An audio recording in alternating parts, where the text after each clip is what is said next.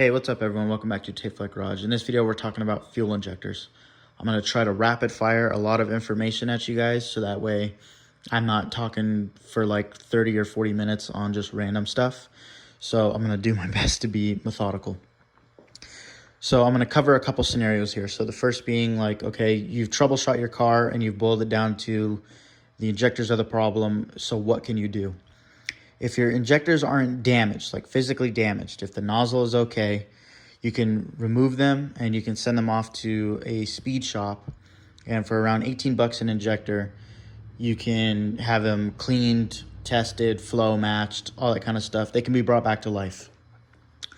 Barring you don't have some sort of physical issue, for example, like a dead solenoid or a broken nozzle. So that is probably the best recommendation I can give you if you're having injector in problems, or if the car seems to be running weird and it's just one of them is slightly clogged or dirty. Rather than trying to source a rebuilt one, I would just send yours out because you know that they're good to get flow matched and cleaned and all that other kind of stuff. And it should help you out with gas mileage and performance a little bit too. The second scenario is, okay, well, something is damaged, like a nozzle is physically broken, and you have to replace the injector, like there's no other choice.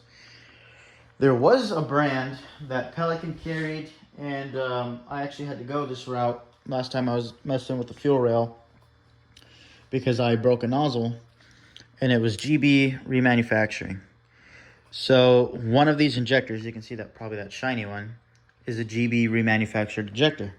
It's probably about 50 bucks for a single injector, and that was awesome. That would honestly, if that were the case, I would have just ordered one of those and I would have been good to go, and I probably wouldn't even be making this video. I wouldn't have gone down the rabbit hole that I went in order to bring you this video. So the issue that I had was they are non-existent now. They're not on Amazon, and Pelican still has them listed, but they're out of stock and back ordered, and I have no idea personally when they're going to be available. So if you're like me and you have a car that you daily and you rely on, you need to get it going, it kind of puts you in a tough spot because you can't just wait several months for one fuel injector to be back in stock. The other side of that coin is the Porsche factory injectors are like 300 bucks per injector. So if you wanted to do something where you were replacing all of them, or if you damaged multiple, like if you damage 2 injectors, you're talking like $600 worth of parts, which is crazy. It's, that's wild. The issue is, even though a lot of the Bosch injectors from that era will probably physically fit, they have different part numbers because they're rated at different flow rates. So, and we'll talk about impedance in a second, but injectors are usually tested at a standard rate of 3 bar, or I think it's like 46.5 PSI. It might be 42 and change. I have to double check it. I didn't pull up any spec sheets, but it's 3 bar. They're all rated at 3 bar. And so it's what is that injector flow at that fuel pressure. So for example, the stock fuel injectors on the 944, like basic stock, are all rated at 24 pounds. So 24 pounds, I believe, per hour of fuel for this specific injector. The turbos, I believe, are 36-pound injectors. So you can kind of see here that, well, now you might have some options as far as, well, tuning goes, right? So you can go with a higher rated injector and get a little bit more fuel to the engine. But, and we'll get more in depth in this in a second here, for reasons that are probably obvious to a lot of you. You don't want to just go dumping extra fuel in the engine because, well, you're going to wash the cylinders and spit smoke and all that other kind of stuff. You might as well just dump straight up gas in the cylinder housing. So if you're not tuned for it, if the car is not utilizing as much air as the extra added fuel that you're messing with or adding, it's not going to be a good thing.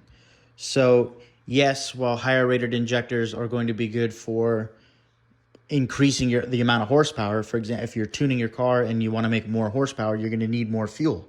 The way that you do that is by bumping up your injector size.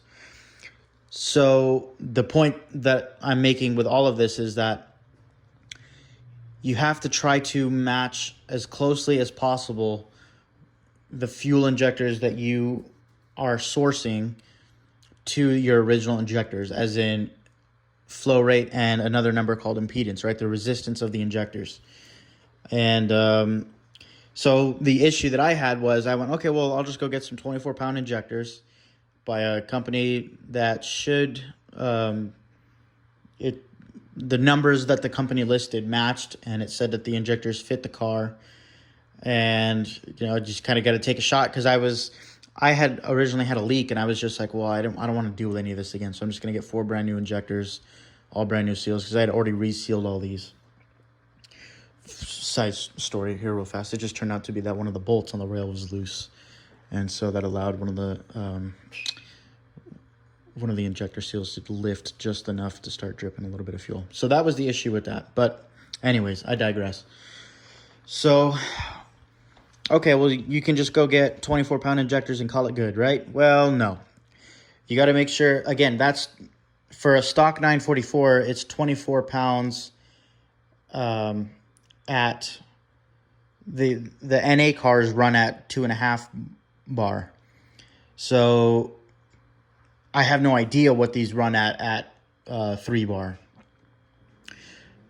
And as far as I could tell, there weren't any numbers to like check or verify what it is at 3 bar, or how to tell how several different 24-pound injectors are going to run at a slightly lower pressure. It all depends.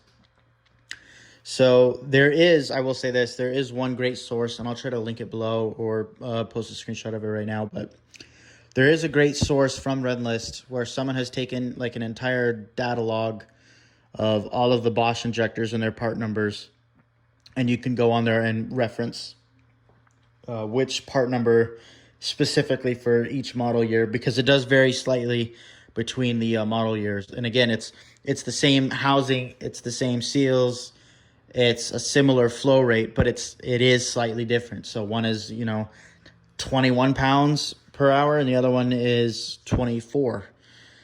Between the early 83 to 85 cars and 85 and a half and later. And it varies again once you get into the 87 and 88 cars. And of course, it's different for the S and the 3.0 engines. So, okay, so that's, we kind of understand, well, okay, there's flow rates, and it's not just a matter of just plugging in an injector and seeing if it works. So you have to match the flow rate. The other issue is, or potential benefit is, if you go with a more modern injector, you can have a better spray pattern versus, the 80s Bosch ones, because it's just a single solenoid and a tiny little valve versus 4-pot sprayers. So if you have 4 tiny little nozzles, you get a little bit better atomization, and in that way, if the fuel, simply by just atomizing the fuel better, you can get better, more complete burn, better combustion, and more power, more gas mileage, all that other kind of stuff. So there is a benefit with going to updated modern injectors. It's just a matter of sourcing ones that will physically fit and trying to match the flow rate, because again, if you have double the nozzles and it's at less the pressure, that is probably why I couldn't get the car to run properly on them. So even though they were the correct spec, it was less pressure than I anticipated, and it was more orifices for fuel to come out of. So the fuel probably wasn't spraying properly at idle, but it made more sense as to when I got on throttle, the car drove great because the pressure was coming up just a little bit. Again, it's regulated, but still the fuel pressure does increase as you increase throttle. And so the atomization was probably a lot better, and that's why I noticed the difference between idle and off idle. So there are, the last thing I'll talk about with pound ratings or injector flow rate ratings is there are calculators out there. So if you're doing a build and you're budgeting for a certain amount of horsepower, there are calculators out there that will tell you what kind of injector, what size injector you need. So for example, at 2.5 bar to make 180 crank horsepower, I would probably need 25 or 26 pound injectors. So doing something like a 30 might be a little bit too much. Now, there's certain things you can do. For example, changing the FQS setting, which changes the injector pulse width, or perhaps going with an adjustable fuel pressure regulator so that you can change the fuel pressure. And that actually ties into another thing. That is something else that you can do before you even start messing with injectors. If you need to add fuel, that's probably what I would recommend. In fact, I switched from -3% to +3% fuel, and that made I wouldn't say a huge difference, but definitely a noticeable difference. The car feels a lot more powerful than it did before in the higher RPMs. Like, it pulls a little bit harder versus how it did before. Just be careful when you're messing with that stuff, because if you go too far, you can pull the timing back too much and you can start having detonation issues and all that kind of stuff, or knock issues. So just be careful with it. Make sure you're not going to hurt anything. But yeah, so there's calculators that you can use online. Just look up fuel injector calculator. So that's all well and good if you're doing a build. The other thing that you can do, like I was saying, was you can go with an adjustable fuel pressure regulator, and with these stock injectors, bump up the pressure, and then you're going to have more fuel in the engine. Again, the engine needs to be tuned, or needs to be making enough power to justify adding that much more fuel. Otherwise, you're going to be making things worse versus better, right? Because you're going to wash out the cylinders with gas, and they don't get oiled properly, and you're going to get bore scoring and all that other kind of stuff. So that's that. That's injector sizing. And the next thing that we need to talk about for our cars is impedance. So you have one of two types of injectors. You have either a high Z or low Z impedance value, or injector value. Our 944s all register around 2.3 ohms. The turbos are a little bit different. They're kind of an oddball number. I think they're around 4.6 ohms. So, okay, well, what does that mean? We have a low impedance system, which means that our injector driver is rated for a higher amount of current, which means that we can run higher impedance, because all that's going to do is going to lower the amount of current that's going through that injector driver. So high impedance in a low impedance system is okay. You cannot take low impedance and put them into a high impedance system, because you'll fry that injector driver. Be careful with the DMEs if you're running a factory DME, just because they're old. The ignition circuit and the fuel injector driver is typically what fails on the DME. That's what causes these cars to not start. It's just via heat cycling, or a short in the harness, something like that. That's typically what kills our computers. That's why they all fail. It's 9 out of 10 times it's the transistors that control either the ignition circuit or the fuel injection circuit. So the other thing that is worth noting here is, if you put high impedance injectors, which is what I did, the injection pulse width might change, or the DME might think that the injectors are pulsing at, let's say, 2.3 milliseconds, but because they're lower impedance, they're actually opening and closing in a different amount of time. So you might register, for example, with the OBD, I saw 2.8 millisecond pulse injection with using the Focus OBD, but I don't know for sure that that's really what they were pulsing at, because they were a different impedance injector. So speaking of which, Joe said it's there is a forum post on there on his OBD thread on Renless saying, with the OBD with his DMEs, the injector driver is pretty robust, so you should be able to throw in whatever impedance injectors you want, and it shouldn't harm that circuit.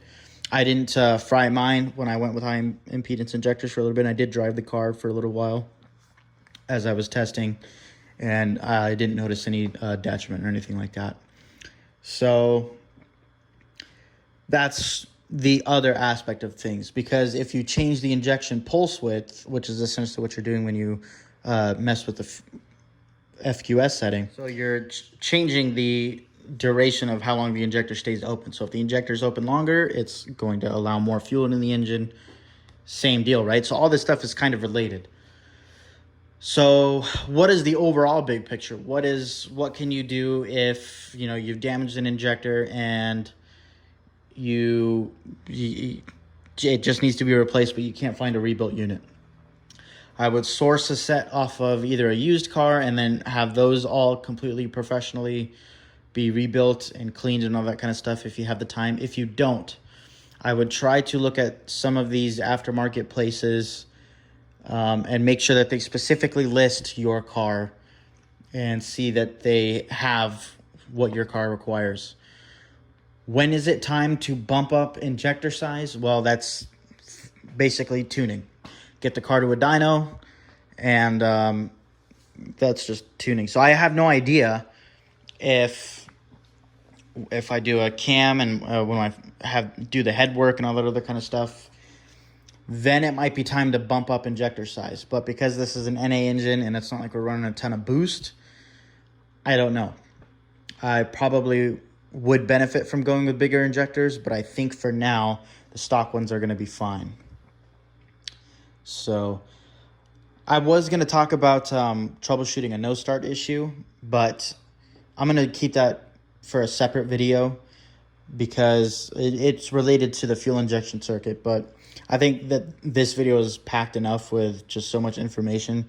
So what it boils down to, the summation of everything, is check your impedance, make sure that you are matching that to your application, and check your flow rate. Make sure that you are not adding excessive amounts of fuel into your engine, and verify that by what pressure your engine is operating at what fuel pressure it's operating at. So match your injectors to your fuel pressure, to your horsepower rating, and to your impedance rating. So a lot of info. I know it was a massive talking head video, but thank you guys for sticking it out and for watching. Let me know if you guys have any more questions or if there's anything you feel like I could explain a little bit more clearly. I did my best, but I can, like I said, or I might not have mentioned it earlier, but I got a CV axle to do now, so I wanted to make sure that I got this video filmed and out because it's probably not going to be posted on my regular Saturday schedule. I'm not sure, but for now, that's going to do it. Thank you guys for watching, and I'll see you in the next one.